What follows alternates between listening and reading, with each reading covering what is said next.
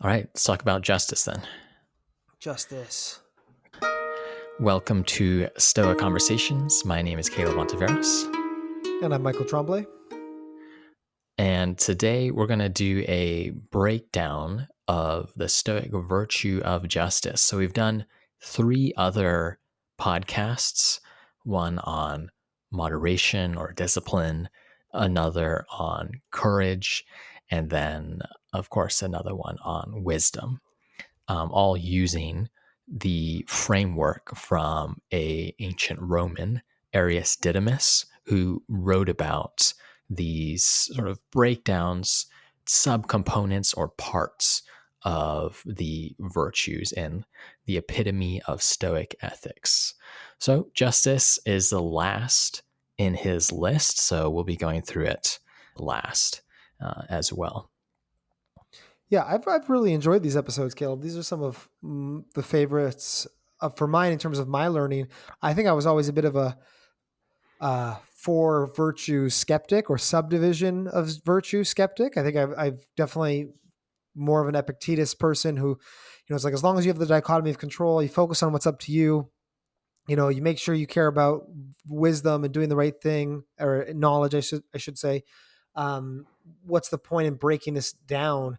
And these episodes have really revealed to me, oh, well, the benefit of breaking this apart and breaking virtue into these subcomponents is just helpful for you when you're progressing to figure out where you need to focus and where you can improve, right? If you only ever compare yourself to being perfect, it's not really clear where you need to work. But if you say, well, there's these 4 subparts, they all have their own certain aspects to them, their own subcomponents, and you can kind of pick which of those you want to work on. That's been really helpful for me. So looking forward to doing this one on justice too. Yeah, absolutely. I think the Stoics sort of have these different opposing angles on the virtues, or they come at it from both ends, I suppose. On one side, you have virtue, it's unitary. Virtue is just one thing. And what you learn from that idea is that you can't just apply courage by itself. You need to be disciplined when you are courageous. You need to know what the right thing to do is. You need to have some sense of justice. And in that sense, the virtues are one. But on the other side, you can think of breaking things down to get more traction, learn more about, in different situations, say, what does courage look like?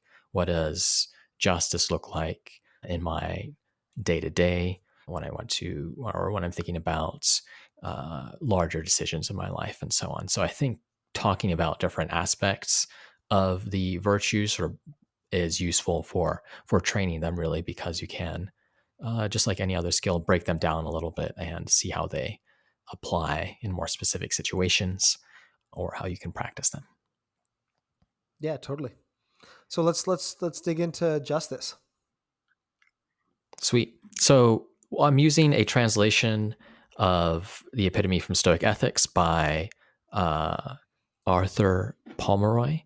And before we break into the different parts, I should read out how he thinks about justice itself. So he defines justice as justice deals with the apportioning of what is due.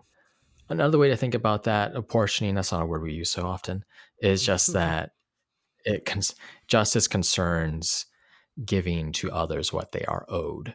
You have that sort of classic account of justice as paying your debts. And you can think of justice as paying your debts in the deepest sense, treating others as they ought to be treated, and so on. So that's a broad notion. Um, Arius Didymus goes on to then say justice has these 4 parts: piety, kindness, good fellowship, and fair dealing. So, piety, that's a knowledge of the service of the gods. Kindness is a knowledge of which is disposed to do good. Good fellowship is a knowledge of equality in partnership. And finally, fair dealing is a knowledge of how to deal with one's neighbors without incurring blame. So we'll go through all 4 of these, but before we do that, do you have any quick reactions to that list?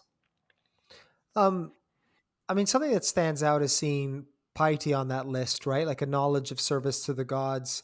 I think it's interesting that we kind of, I mean, it makes sense because justice is about how we treat other people. It's how we treat people outside of ourselves. But it's interesting to see God or the gods on that list. It's not something, people don't typically think about being unjust towards God. That's not something I think we use in our common language.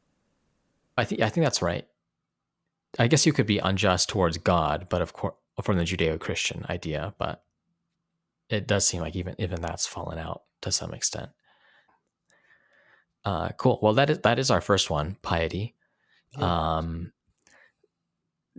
it's also defined as the knowledge of how to care for the gods or knowledge of the service of the gods. And I think you're right that this is a pretty different from what most people would think of as something that has to do anything with justice. And we should say that there are different readings of this in both the ancient and the modern tradition. So, one quick one quick way to describe those different readings is that on one hand, you can understand some Stoics perhaps as advocating a kind of cultural piety. One reading for it's just to understand piety as respect for ritual and religion, and perhaps having some metaphorical, useful metaphorical role it can play in our lives. So, and this is probably less common, to be honest, in terms of the ancient Stoics, but is certainly more common for modern Stoics. And you can analogize this to people who sometimes say they're cultural Christians or perhaps more liberal Christian types, where they find ideas in the religion useful, but they wouldn't sign on to, the creation account in Genesis by any means. And perhaps if you really corner them on it, they may say they don't even believe in God or something of that sort. But they think it has this cultural purpose. Piety plays an important cultural purpose. And that's one way you could understand the Stoic view. The other way is, of course, the more metaphysical reading, where, in a real sense, the gods do exist. We covered the nature of the Stoic God in episode 129, and you can see the Greco-Roman religion, perhaps the gods in the Greco-Roman religion, as reflections of, and as such, one ought to perform the rituals, be a religious person, show piety towards the gods, not just because it's, say, useful, but because God and the gods somehow, in a real sense, exist. So that's two different kinds of readings: this cultural on one hand and this metaphysical reading on the other, that I think it's useful to distinguish. Yeah, that first one is to say, look, this is a crucial part of our society, or this is religion is a crucial part of how humans organize themselves, and just getting this part right is important to getting along well with others and showing people the respect they deserve. Mhm. And then the stronger one is to say, no, this is the Stoics don't believe in anthropomorphism. They don't think that God is like a human, but there is a God in a sense that we've talked about before, and there's a kind of symbolism of religion that's reflecting something that's real there. And so paying respect to that and engaging in that correctly is paying respect to the real thing and engaging correctly with the real thing. Yeah, I think that's a really helpful division. I think I'm more on the metaphysical reading. I mean, I think that's what the Stoics thought. I think the cultural Yeah. one might be a way to take it up today if you're an atheist or agnostic, and understand how to put this into practice. Yeah. So I think that's probably right. The majority of ancient Stoics probably had more of the metaphysical reading of this. Though I think, yeah, there's a lot to say here. We could definitely do a whole episode on this one. I would like to read a section from Handbook 31, which I think gets at the ancient Stoic view on this. As piety towards the gods, you must know that this is the chief thing, to have right opinions about them, to think that they exist, and that they administer the all well and justly. And you must fix yourself in this principle, to obey them and to yield to them in everything which happens, and voluntarily to follow it as being accomplished by the wisest intelligence. For if you do so, you will never either blame the gods, nor will you accuse them of neglecting you. And it is not possible for this to be done in any other way than by withdrawing from the things which are not in our power, and by placing the good and the evil only in those things which are in our power. I think that passage is interesting, both because I think it does bring out the metaphysical reading of piety. Epictetus just straightforwardly says that you should know that gods exists. And then, of course, he references the Stoic view of God, which is that God is nature, logos, some, the fundamental sense of intelligence behind all things. And then this last point is he sort of brings out the dichotomy of control with this aspect of piety. This reminder just to focus on what's your own and to have faith or acceptance that other things happen as they will, because from the perspective of any given human, the good and the evil is only in those things which are in your power. That's where happiness lies, in the things that are up to you. Well, it's a great passage. I mean, I think you hit on the key parts.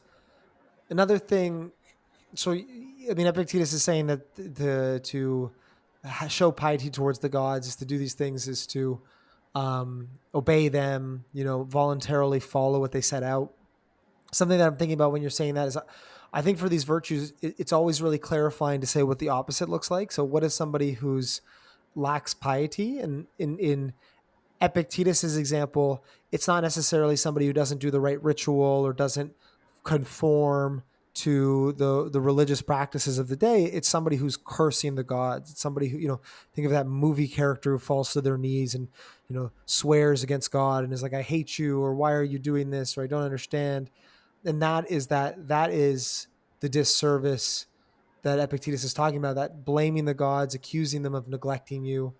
And so that to me makes a lot of sense, which is to say that the right relationship you should have with them to be pious in the Stoic picture is to, I mean, really just like accept fate, right? Like amor fati, and just to understand your role in the world and align yourself with that role, essentially those things outside of yourself that are kind of carrying you along. That to me makes a lot of sense. Yeah, I think that's a great point, an essential one. If you're thinking about being Stoic today, it doesn't mean following the Greco-Roman religion, obviously. So it must mean something like what you're saying just now, which is, um, embracing things as they happen, locating the source of value in, what's up to you, and not having this sense of anger towards things that are outside of you. And I think that's, maybe if there's an insight here, it's that a lot of our anger, perhaps negative passions, are focused not necessarily on other people, maybe not even necessarily on God, but systems, nature, the way things are in a broader sense. And that's what this virtue, this aspect of piety, I think is challenging. Um, is it's sort of a reminder that those things are outside of one's power, and in certain senses ought to be respected, right, and understood, not raged against. Like it brings that line from Spinoza to mind. He says something like, don't wax indignant, understand. And I think that's Hmm. sort of the attitude that a Stoic could certainly hold when you're thinking about larger systems, things outside of your control, fate, and so on. Yeah. And so, I mean, maybe we can move on to the next ones because there's so much here in piety that we want to keep talking about it. But if you think about what's unjust, maybe seeking revenge, being angry at another person, well, being angry at the world, angry at systems, angry at these things outside of your control that are bigger than you, that's a similar kind of injustice sounds a little weird to us, but I think that there's that idea that the Stoics are wrapping their heads around about, like, you're blaming somebody for something that's not, or something, I should say, for something Mhm. that's not their fault in a broader sense, or that, they haven't really harmed you, but you're angry with them, you're blaming them, you're cursing them. And if you do that to another person, that would be unjust, but now you're doing that to God, the universe, right? And that's in that same way, which is what you were getting at. It's not about sacrificing animals or something like this, or burning something. It's about that kind of uh, don't be angry at the universe as if it's a person that harmed you, because the universe doesn't deserve that anger. Yeah, absolutely. Yeah, I think that's a central point. We should do a longer episode on this though, because I think it is a really interesting one. In part because Yeah. it's not what one would expect. These next three are aspects of justice that, in a way, are more expected, but I think the breakdown is still useful. So this next aspect is kindness. You know, stuff can be defined as the state of voluntarily doing good actions. Paul Murray said it's a knowledge of which is disposed to do good. So one way I think about this is in terms of the notion of ethical reaction time. Just as you have physical reaction time, there's this feature of being able to quickly, voluntarily do the right thing or do something that's good, have that disposition to do the good. A story that's brought to mind for me was when I was out at a work event in a park with a number of coworkers in the Bay Area, and close to us we saw a homeless person, walk by, clearly struggling with something mechanical with their bike. And myself, most of my coworkers probably just looked at this person and then went back to discussing work matters. But one person there sort of immediately saw them a bit later and then walked over as soon as they saw the man to help fix their bike. And I think that sort of immediate recognition that there's someone in need and they're in need of something I can help with, I think is a great example of the kind of kindness that this aspect of justice is getting at. That ability to recognize when you can contribute, when you can do something kind, and then do it right away. So I thought that was really cool. It's a simple virtue, of course, but perhaps one of the most important ones. Yeah, I think that's a really great example. And it's one where I think the English still does a good job. Like kindness, I'm thinking in my own life of who I think is kind versus good, for example. And I think I know a lot of good people who aim at good things and generate good outcomes. But when I think of kind people, it's the kind of thing you said. It's the people who there's no hesitation, there's no further thinking. They see somebody that needs help and they help them, or they at least very much want to help them and try their best to do it. It's also a good example of why you can't have any of these things in isolation, because there's definitely a trope of kind people being naive or kind people being taken advantage of. And so you Mm-hmm. can see how, if you dump all your points into kindness and you don't put anything into wisdom, all of a sudden, maybe you're helping people that are taking advantage of you, or you're being kind in a way that isn't productive. So it's a good example of, I think, yeah, one of the best things you can be, which is like really attuned to other people. You see somebody that needs help and you help them because you're the kind of person who values helping other people. It's really simple like that.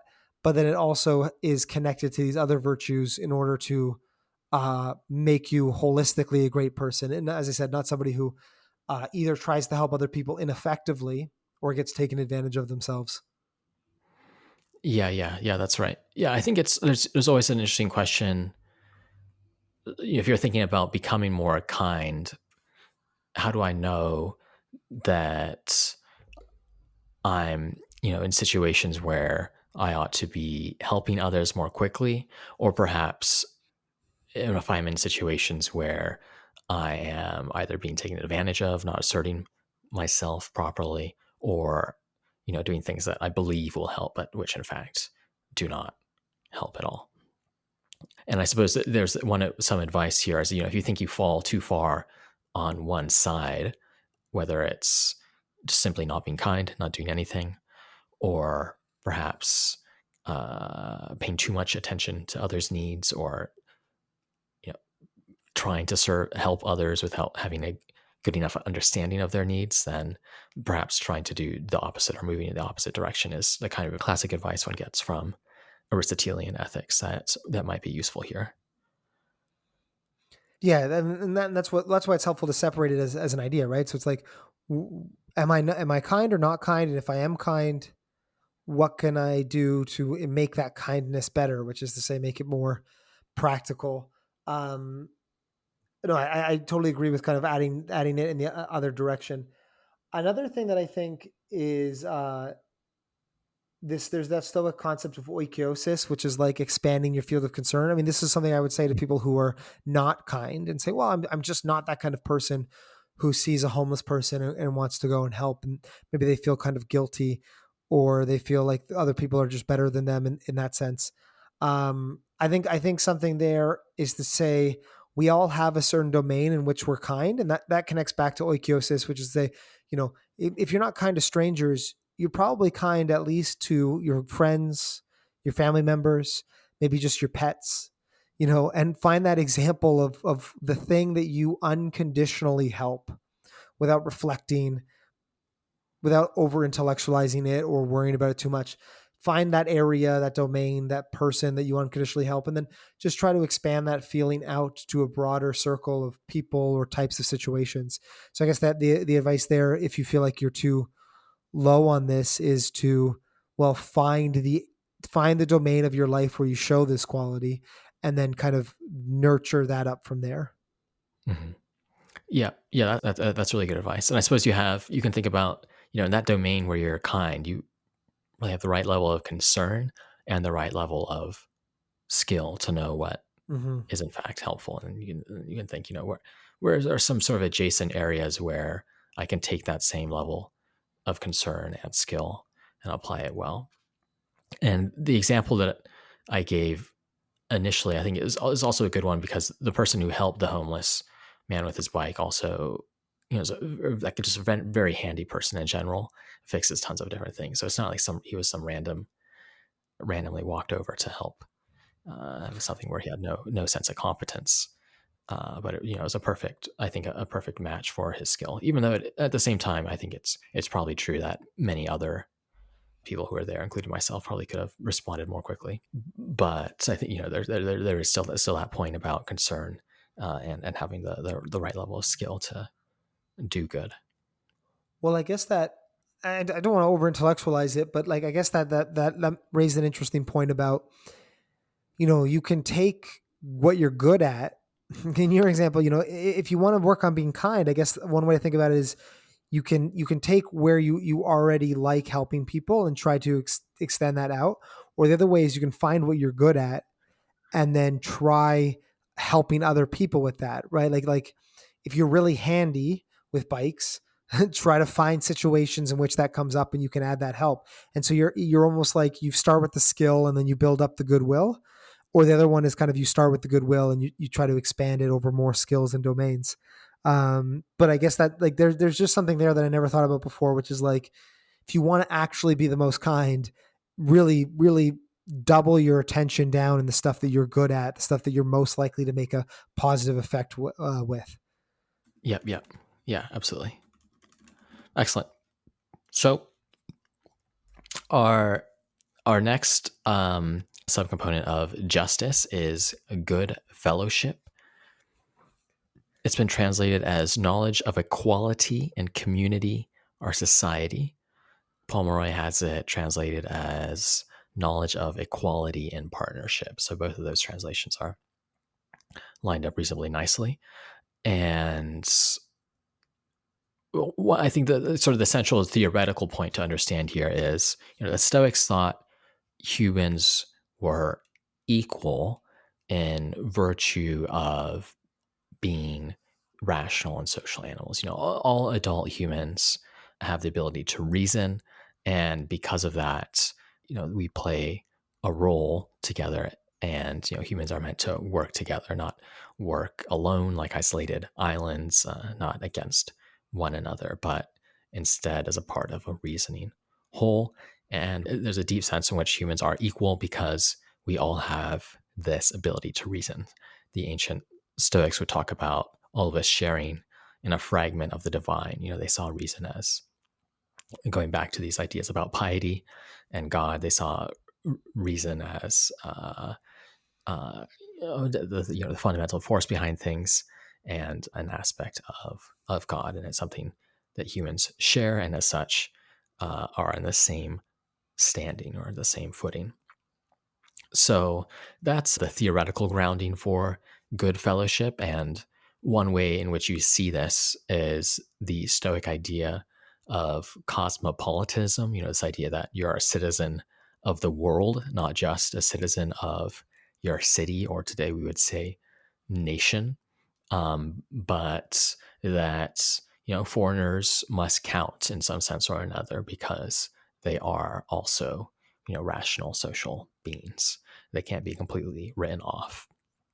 And that's why the Stoics, talk about this expanding circles of concern, where, you start with your family, then the community around you, then your city, and then expand those circles of concern to include your people you might consider as foreigners or outsiders, what have you. And part of, I think, Stoic justice just involves, treating your family, your neighbors, your community better, and then expanding that same concern to the rest of humanity. It doesn't mean treating treating a random stranger like your family, but it does mean increasing your sense of partnership, I think, with others. Yeah, absolutely. Like, I mean, I think the Stoic metaphor there, which you hit on, is that idea of cosmopolitanism. Is you don't treat a stranger like your family, but you treat a stranger like you owe them something, right? Like this is the reason why I'm a Canadian, and so all the Canadians, we all have something in common. We're all have this shared identity, and you could take a cynical view and say, well, that's just like something that the government makes up to instill this sense of patriotism to get something from you. Or there's this other view, which is we actually are a collective. We're working together for some goal, and politically we might disagree, but we should share a concern for each other, all as Canadians. And the Stoics are saying that's all good and fine, but we just need to extend that perspective out to all people, right? We should all share a concern. We're all working towards a similar goal just by virtue of being human beings. And so, I don't treat every Canadian like my family, but I treat my fellow Canadian with a certain degree of respect and kindness. And the Stoics are just saying, sounds less, it's less controversial today than it might have been in the past. Still needs to be said today, but less Mm-hmm. controversial, that you should treat anybody like that, whether they're from across the world, any human being as part of this project. I also like the Greek there is just like the like koine, it's eukoinesian. That's it? Koinonesian. It's a long one. And that's Yeah, just like Eukoinonesian. eukoinonesian. There we go. And the U is just good, and then the koinon is that's that word for common. Like in Greek, there's this type of Greek you can learn called koine, which is this common Greek. And so it's just like being good at community, being good at, I guess, understanding, if justice is about those obligations you have to other people, then this part is about understanding your obligations to your community while recognizing who your community is. Because I think any Athenian or Roman would understand your responsibilities to your community. But there's this mind shift here about who your community is, which you were hitting on, which I think is the key point, right? Yeah, I think so. Maybe one useful example of this that I discussed with Alex Petkas in episode 128 comes from it's a Roman story. It comes from the Stoic Posidonius, and he gave advice to a general, Pompey the Great, who was tasked with resettling pirates who were, causing significant issues with the Romans, harming their grain supply and such.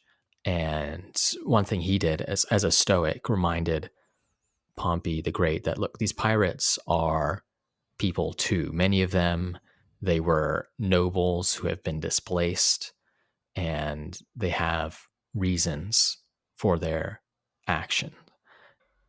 It might, just bringing to mind that simple fact can guide your action. So Pompey the Great, he doesn't go out and simply just destroy all the pirates, which perhaps he could have, but instead essentially resettles them into new lands.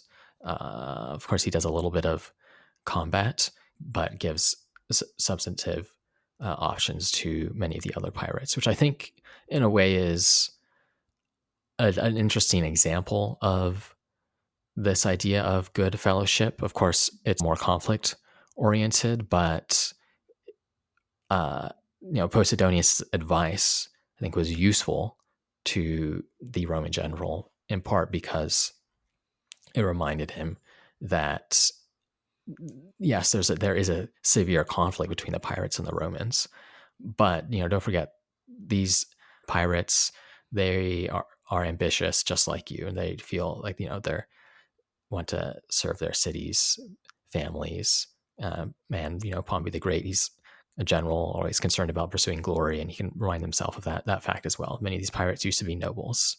Don't just think about destroying them, but perhaps give them the option to live the life they're trying to have, right? Instead of maybe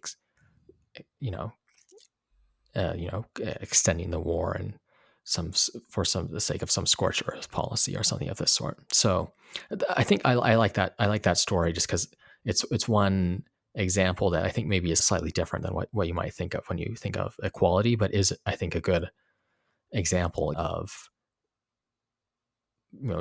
thinking of applying Stoic equality, seeing other people as rational and social animals. It's pretty radical, right? Like it's pretty. I mean, what's the modern equivalent, right? Like taking terrorists or something and being like, whoa, hey, these are people trying to pursue their own conception of the good, and there needs to be a certain amount of like empathy for that. It's a pretty radical claim. I mean, I think I agree with it, but it's pretty controversial in a war and battle. And that I guess that there's that picture there of how far that conception of community extends. And the idea is like, yeah, it extends to the pirates. It extends to the people. I mean, I guess this notion of human rights, right? Like it extends to people you're literally engaged in war with because they're still human. And as such, they're still part of a community, even if there's a fight within that community. I think it's a great example. Yep, absolutely. And perhaps one of the best places to end that for good fellowship is the famous lines from Marcus Aurelius, Meditations 2.1. I think these lines are useful to rehearse or you're thinking about a good fellowship, at least for me. So they go as follows. When you wake up in the morning, tell yourself, the people I deal with today will be meddling, ungrateful, arrogant, dishonest, jealous, and surly. They are like this because they can't tell good from evil. But I have seen the beauty of the good and the ugliness of evil, and have recognized that the wrongdoer has a nature related to my own, not of the same blood or birth, but the same mind, and possessing a share of the divine. And so none of them can hurt me. No one can implicate me in ugliness, nor can I feel at my relative or hate him. We are born to work together like feet, hands, and eyes, like the two rows of teeth, upper and lower. To obstruct each other is unnatural. To feel anger at someone, to turn your back on him, these are obstructions.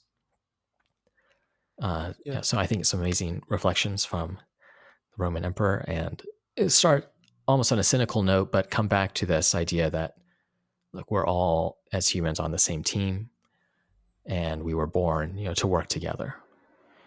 And figuring out what that looks like is a central part of justice. Yeah, I think it's beautiful. Like two rows of teeth. um, To obstruct each other is unnatural. I think that's great. It's like unobstruction. What's the way for us all to get what we want, while limiting other people as little as possible. Nice, great one. Awesome. So the last one we had piety, kindness, good fellowship. Last item, fair dealing. Knowledge of how to deal with one's neighbors without incurring blame. I interpret fair dealing as essentially having to do with what you might call like process fairness. Sometimes people talk about fairness in terms of outcome. Something's fair only if it produces equal outcomes for people. Other times people talk about fairness in terms of opportunity. Some systems fair only if everyone is given equal opportunity to achieve, whatever the system's about.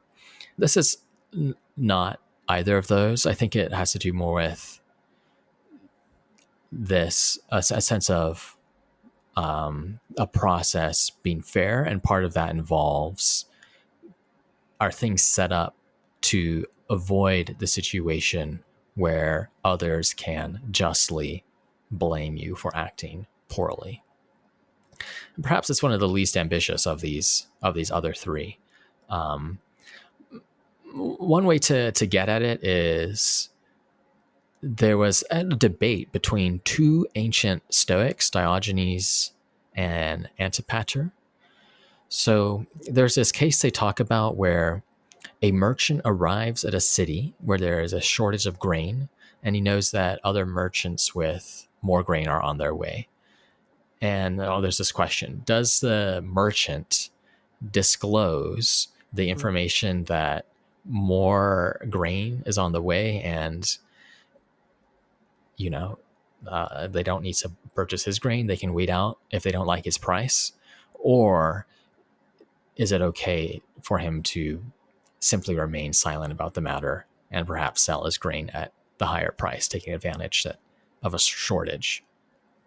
So Diogenes argued that the merchant doesn't need to disclose the information about new ships being on their way, whereas his student Antipater believed that withholding this information is unethical. So Cicero describes this as follows: Antipater believes that all the facts should be divulged so that the buyer is kept unaware of absolutely nothing which is known to the seller.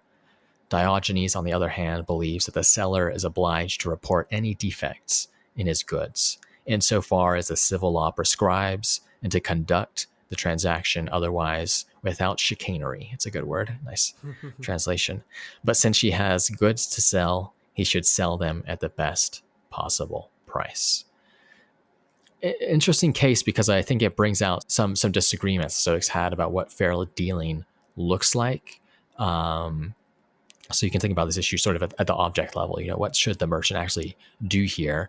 But at the more general level, I think this case is useful just because it's an example of thinking through, what does fair dealing look like? How do you deal with situations like this without incurring blame? And this is where you might also see just how important those issues of being in a different culture are, society are, and circumstance are. Because you can imagine in many different scenarios like this, what fair dealing looks like is a sensitive matter, sensitive to the actual situation, the actual facts at hand.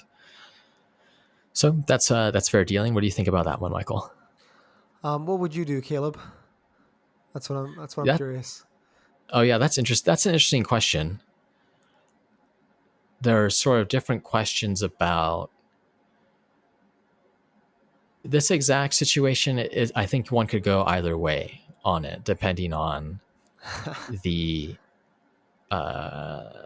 situation. But in general, I have another conversation with Jessica Baker, who has a paper on economic justice and Stoicism, and she makes the point that the object of economic justice for the Stoics are indifference. They're not things, these material goods that contribute to, that make the difference between living a good life or a bad one. And the best way to think about this doing the right thing in the market is to see the market as a system where we set up rules, and part of those rules involve promoting, making a system that works at the whole level, and not necessarily making sure that everyone's needs are met in every single transaction. So one example she talks about is someone working uh, at a McDonald's and feeling bad because sometimes people present bills that she can't give the right change for. So she feels like she should bring, bills from her own house to ensure that the customer always has the right change. And Jessica argues that, you don't actually need to do that. That's not what the market demands of you as an individual. What the market demands is, how you should think of it just more of as like something that's a larger social game that is in a way bigger than you, bigger than these one-off interactions. So that's a long-winded non-answer to your question. Okay. That was a long answer to say you'd sell that grain for as much as you could get. That was like, here's 5 minutes to say I would let the children die if it would maximize my profit, is what I was thinking. No, I think that's fair. I mean, and then I guess the point in that example is that the bringing in your own change is like you're helping the people in the market. That would be like there's this role for someone who like tracks grain movement, or somebody who could share the information of when the next grain shipment is coming, and you don't need to disclose that information to your own harm, just because the market, people would benefit from it. There's lots of things you could do that people would benefit from that you don't have an obligation to do. I also wonder, I mean, I think the question here, which maybe Cicero gets into, is just, how much of a shortage is there, right? Like, are there Yeah. people who are going to sell their house to buy this grain because their children are literally dying? Or are you going to charge, I don't know how much a bag of grain goes for, but are you charging, 30% more in a way that is doable for people? But is a premium you wouldn't get if there was a direct competitor there. And then I think in that case, there's like yeah, you got there first, you get a certain premium, but only in exchange for so much suffering that could be avoided, right? Like in that way, if someone's selling their house to get food for the short term, you're I think somewhat responsible for that suffering. You're not exactly Yeah. producing value and capturing it if somebody else will come and sell. I think there's also, I wonder here, I mean, my next question for you, Caleb, is how much of this do you think is culturally relativist? Like, knowledge of how to deal with one's neighbor without incurring blame. Is the answer to Cicero's thought experiment just dependent upon not the rules of economics, but just like what Greek or Roman people thought about economics? Like, it was just like, if you told somebody that later and they didn't think you were a scumbag, then it was good. But if it crossed the line, if like everybody would have judged you after, then it was bad. Like, is that the stick that we're measuring by? Yeah, I think it can't just be. It's a good question, but because it can't just be what would people think of your behavior. When you're thinking about knowledge of how to deal with one's neighbors without blame, it's not just thinking about, what would your neighbors, in fact, blame you for, but almost closer to thinking in terms of what's possible. Uh, and that's what's one of the constraints, perhaps, on fair dealing. So one issue that Stoics dealt with, we deal with in different countries today, of course, is corruption. And suppose you're in Rome, you're running against someone else, you're a better fit for the job. Are you going to engage in corruption during the election to win? Cicero says, yes, you should. You should engage in corruption to win. Cato the Younger had a much stronger anti-corruption type attitude, but even he, in some cases, bent on that. And I think that that's an example of where your society, your situation matters, because in some societies, to get anything done, you need to pay someone under the table, right?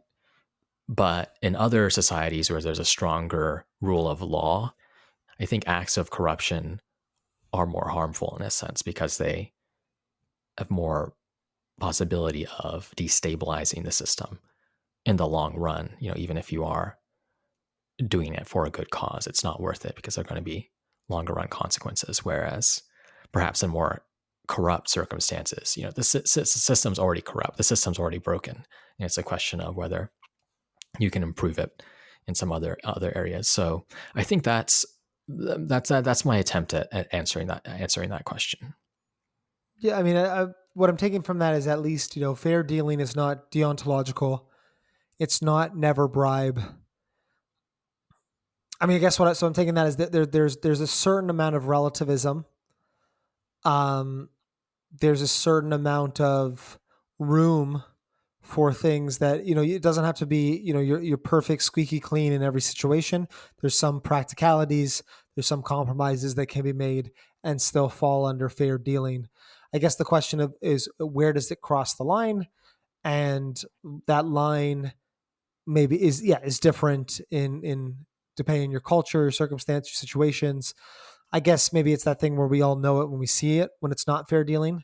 We know when we say, hey, like, you're, you were, because there has to be also this pushback against what's allowed in a society too. Because Mhm. otherwise we just be following the laws or just following cultural norms. There has to be some example of like, hey, you were able to get away with that.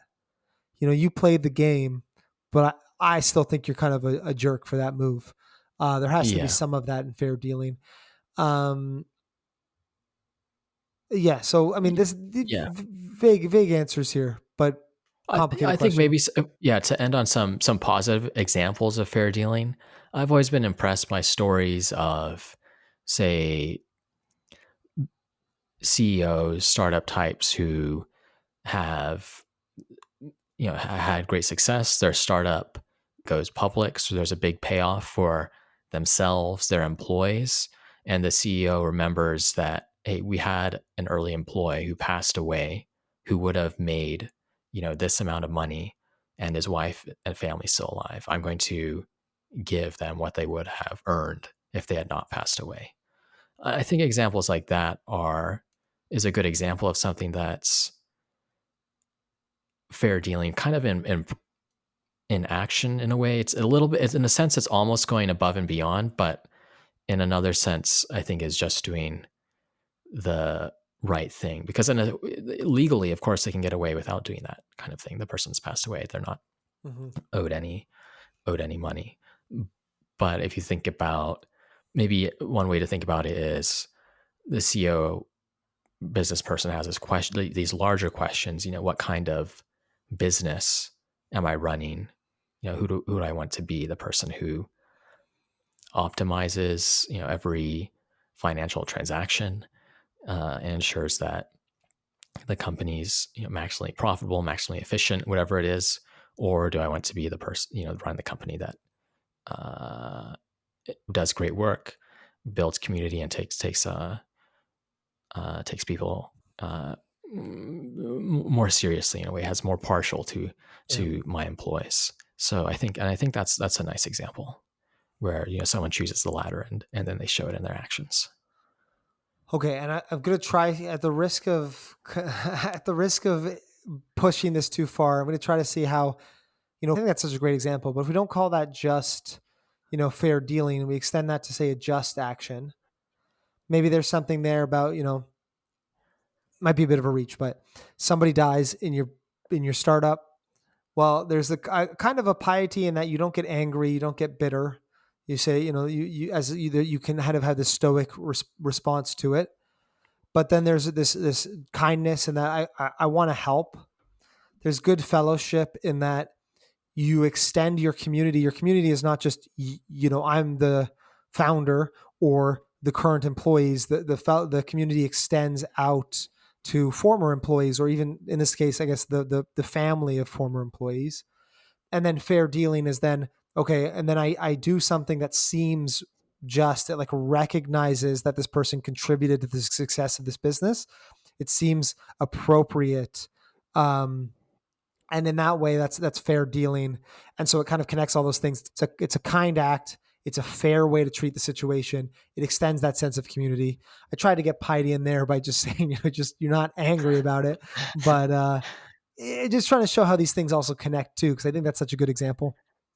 No, yeah, I think that's a good way to end, is that reminder that these do connect and all come together. So, just as it's useful to focus perhaps on one for brainstorming different ideas to be more just, or thinking through parts of, thinking through what justice looks like in our individual lives, ultimately they need to come together in some ways, and the best actions have parts of each.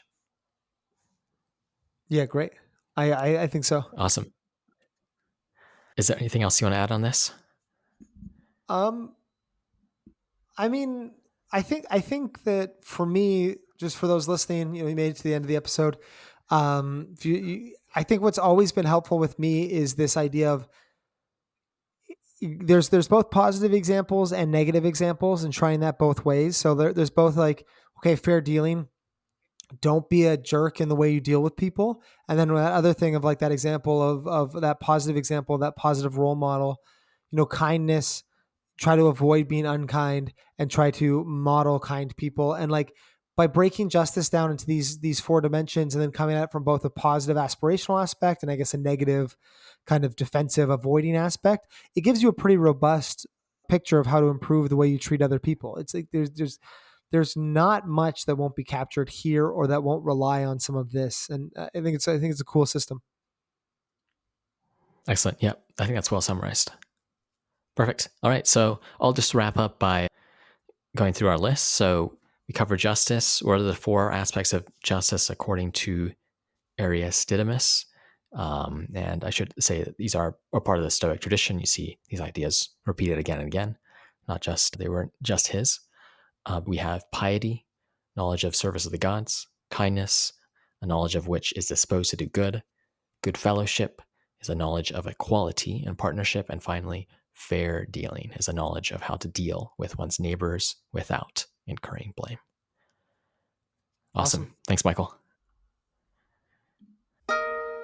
Thanks for listening to Stoic Conversations. Please give us a rating on Apple Podcasts or Spotify and share it with a friend. If you want to dive deeper still, search Stoa in the App Store or Play Store for a complete app with routines, meditations, and lessons designed to help people become more stoic. And I'd also like to thank Michael Levy for graciously letting us use his music. You can find more of his work at ancientlyre.com. And finally, please get in touch with us. Send a message to stoa@stoameditation.com if you ever have any feedback, questions, or recommendations. Until next time.